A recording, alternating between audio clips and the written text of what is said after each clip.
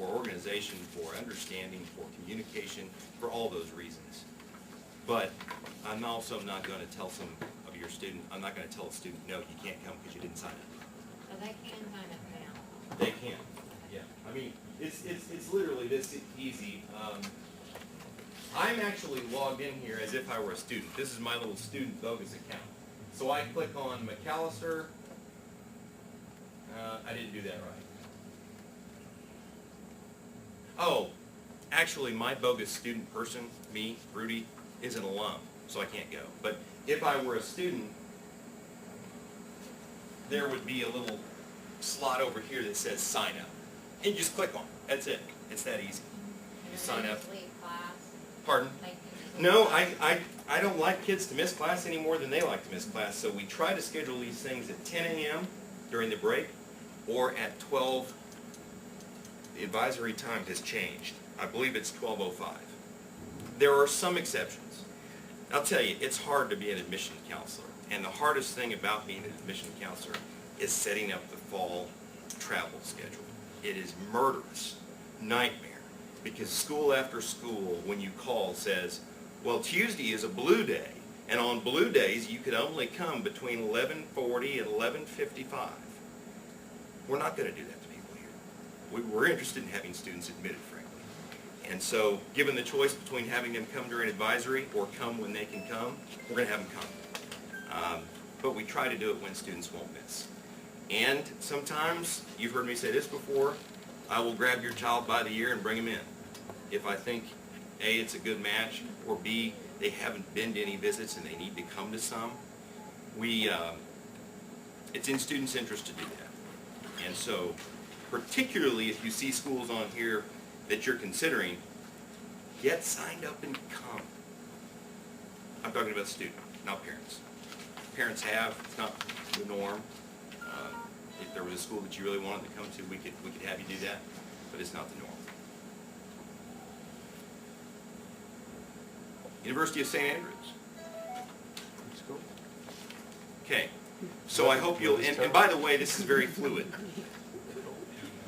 I added probably, I think I added 3 or 4 visits today. So that also is part of the reason that it's important to get on Naviance. How are we doing on time? 7:05. Oh, great. Get on to Naviance, check it as it changes, sign up and come. Introduce yourself and get to know the admission counselor. So, I just, how would you get my password? Still through email? Through me, yep, through email. Actually, I have those lists after the meeting. If you did not respond to the email and you'd like to have your registration code, come see me and I'll give it to you. The only way that I wouldn't have one for you is that if you were the parent of a new student. We had not uploaded the new data by the time I printed this out. That's the only condition that I wouldn't have that. So let's move on to the next page after the college visits. We're getting on to some of this is housekeeping stuff. The form that says teacher recommendation request form, that's really all over and done with. That was a form that your child submitted to each of the 2 teachers that he or she requested. I think that's all been done. I have been putting together a spreadsheet. I have no reason to believe that every student is not covered in that area. And I'll say this just because I don't want you I don't want to assume that you all know. We encourage teachers to stress in their letters the classroom experience. And I don't know if you know this, but I write a comprehensive macro letter of recommendation for every student. One thing that I intend to do within the next couple of days, that could mean Monday, is to send you an email, and it will be what we call around here a blast email or a form email.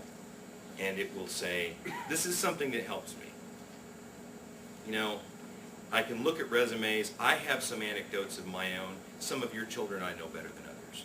But there's nothing like a great story or 2 from parents. So I'm going to ask you to share some with me.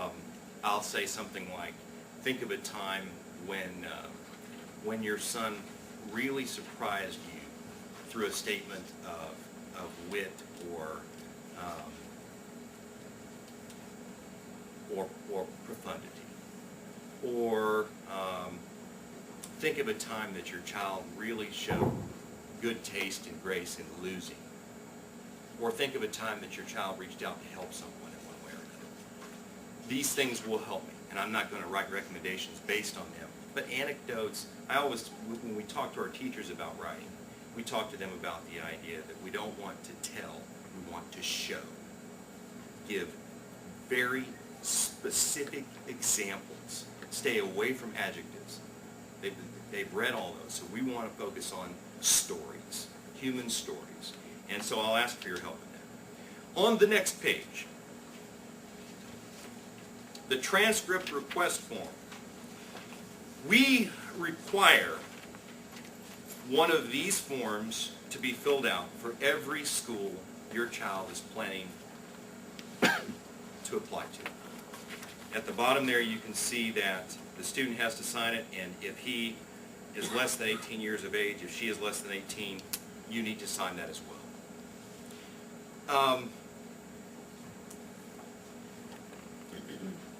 If you are planning to apply to 8 to 12 schools, you probably fall somewhere in an average kind of a category. If we start talking about more than 12 schools, maybe we should have a conference and sit down and see if there's anything I can be doing to help me with that. But there's really no advantage to holding out on those. I have these forms posted, a big stack of them right outside my office. There's also a stack of them in the senior lounge. And I'm encouraging students, at the very top line, line A, what is the application deadline? This is important. Folks, I'm going to process somewhere along the order of 1,300 applications this year. I cannot do them all at once. And I use a system that's organized based on when the application deadline is. And so your child may say, but I want to get it done. But I want to get it out of the way. I want to get it over with. I want to find out. I'm sorry I can't do 1,400 at once. I just can't do that. That's why I'm asking for the student to put on here, what is the true application deadline? This is what I feel. I mentioned this earlier. I'm coming back full circle. If you find a space to write on, maybe on the back of the next page, which says the voice of experience, if you would, I want you to write down a couple things. Be prepared, if you would, to write these down.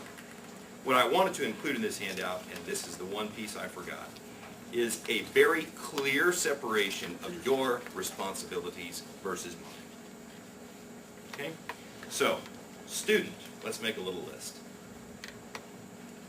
The application, which there's no doubt about it, I recommend you do online. Many colleges aren't even offering hard paper applications anymore. So the application, onus is the students. Application fee, onus is yours or the students. Essay, yours or the students. ACT, What do you mean, essay yours?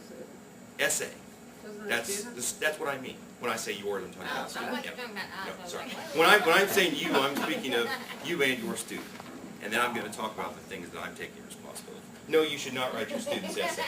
No. Okay. So we've got the application fee, the essay or the personal statement. Many students opt to do a resume even if the institution doesn't require it, and I think that's wise.